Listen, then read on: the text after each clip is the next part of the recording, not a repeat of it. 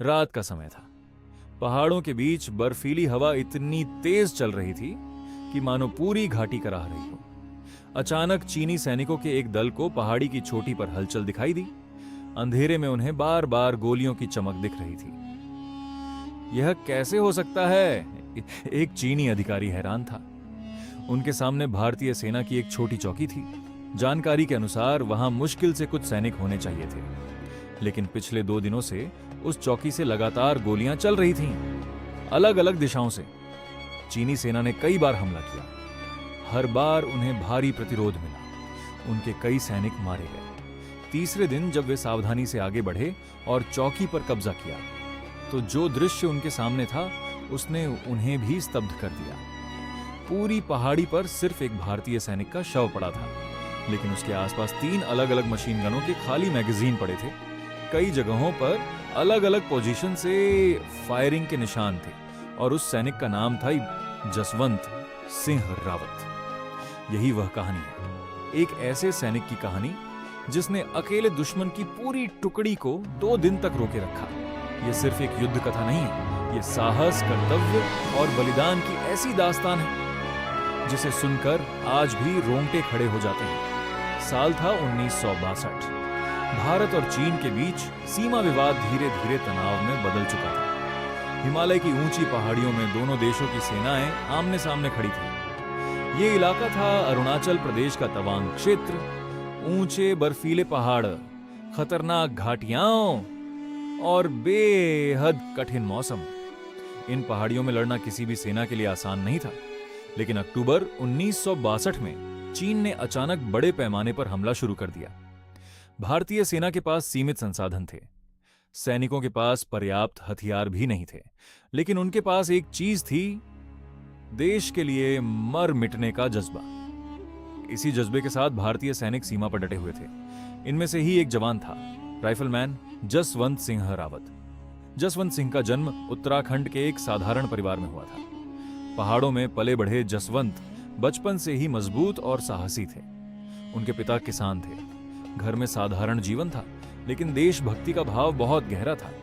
बचपन से ही जसवंत भारतीय सेना में जाने का सपना देखते थे। उन्हें लगता था कि एक सैनिक का जीवन ही सबसे महान होता है। जब वे बड़े हुए तो उन्होंने सेना में भर्ती होने का निर्णय लिया। कुछ समय बाद वे गढ़वाल राइफल्स में शामिल हो गए। उनकी मेहनत, अनुशासन और साहस ने जल्द ही उन्हें बाकी सैनिकों से अलग पहचान दिलाई। लेकिन शायद किस्मत ने उनके लिए कुछ और ही लिखा था।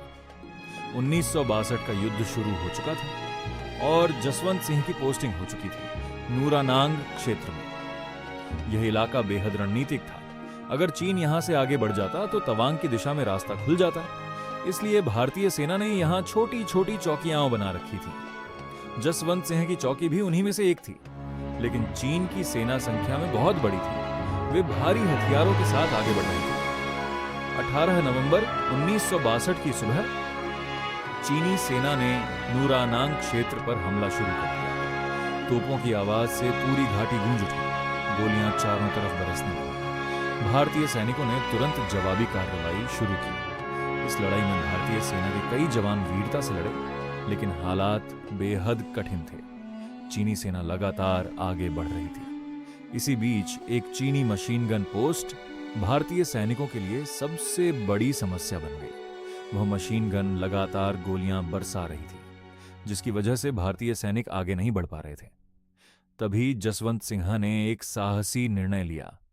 उन्होंने अपने 2 साथियों के साथ उस मशीन गन पोस्ट पर हमला करने की योजना बनाई। यह मिशन लगभग आत्मघाती था, लेकिन अगर उस मशीन गन को नष्ट नहीं किया जाता तो पूरी चौकी खतरे में पड़ सकती थी। तीनों सैनिक चुपचाप बर्फ के बीच रेंगते हुए आगे बढ़ने लगे।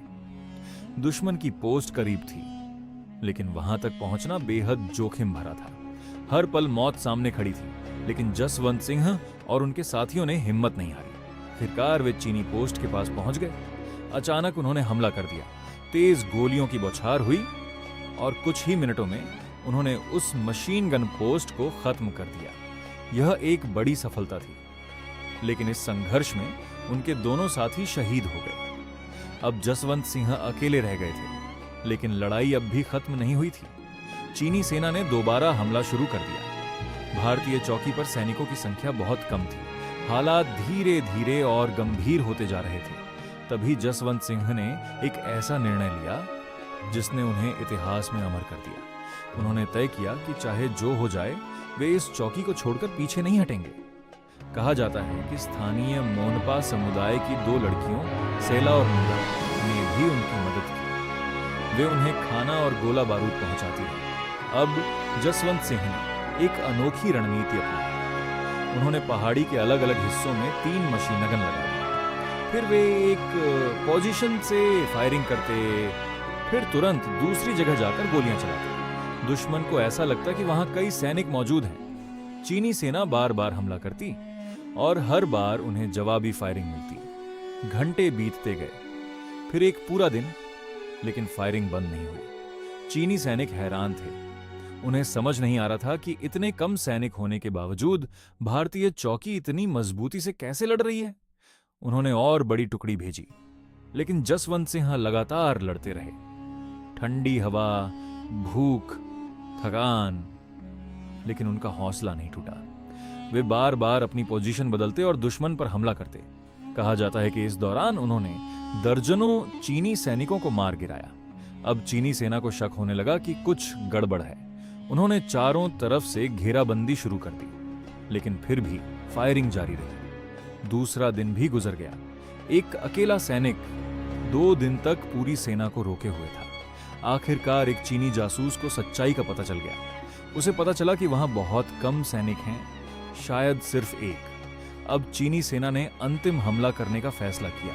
उन्होंने चारों दिशाओं से आगे बढ़ना शुरू किया। जसवंत सिंह ने आखिरी बार अपनी मशीन गन संभाली। उन्हें पता था अब बचने की कोई उम्मीद नहीं है, लेकिन उनके मन में एक ही विचार था, दुश्मन को जितना हो सके रोकना।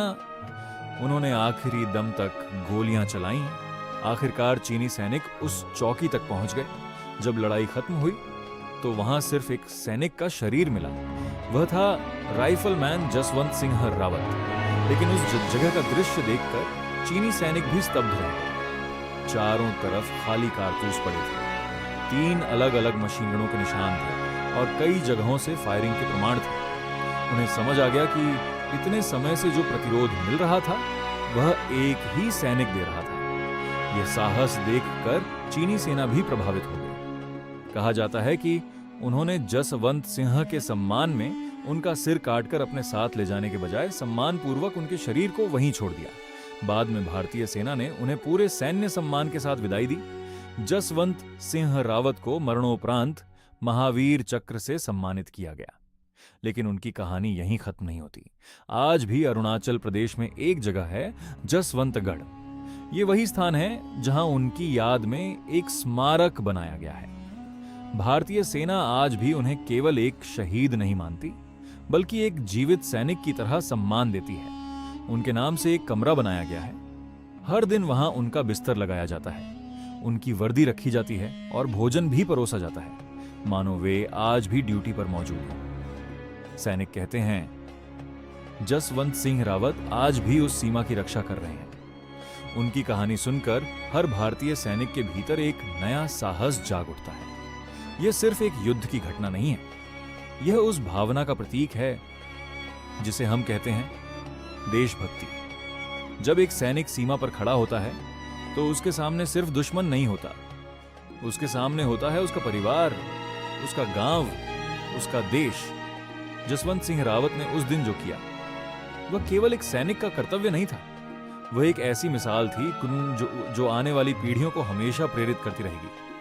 आज भी जब तवांग की बर्फीली हवाएं चलती हैं तो ऐसा लगता है मानो उन पहाड़ियों में एक आवाज गूंज रही है, एक सैनिक की आवाज जो कह रही है जब तक हम हैं कोई भी दुश्मन इस धरती को छू नहीं सकता। और यही वजह है कि भारत के इतिहास में जसवंत सिंह रावत का नाम हमेशा अमर रहेगा।